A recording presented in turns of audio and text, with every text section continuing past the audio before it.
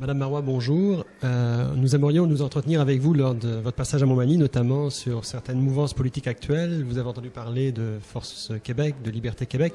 Quel est votre point de vue par rapport à ça et quel est le danger pour les partis traditionnels?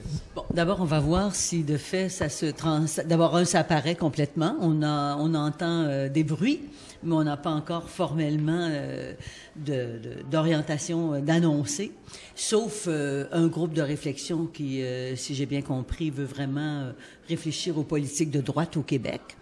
Sinon, ben moi, j'attendrai pour voir et commenter lorsque j'aurai quelque chose de très concret à analyser et à évaluer.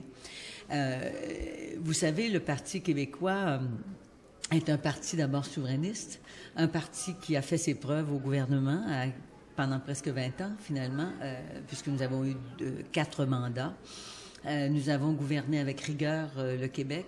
Nous avons fait adopter les politiques probablement qui ont été les plus audacieuses, qui vont de la protection du territoire agricole. Nous sommes dans une région agricole, en passant par les politiques à la famille, à la petite enfance.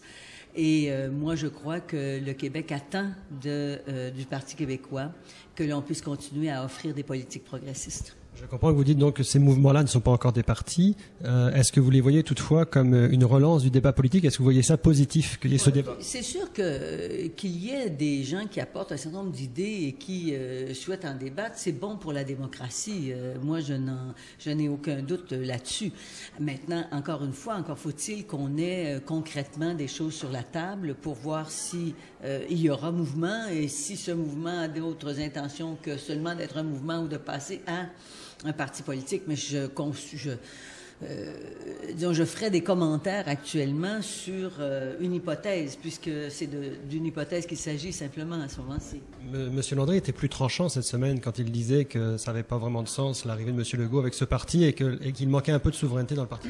Bon, alors écoutez, d'abord, si effectivement il devait naître un parti, encore là on est dans des questions hypothétiques, j'aime pas trop ça, mais et qu'il devait renoncer à la souveraineté et que ce soit des souverainistes qui soient là, ce serait très décevant. Et puis moi je crois que ça risquerait de nuire à la souveraineté. Monsieur Landry est aussi pressé que moi de faire la souveraineté.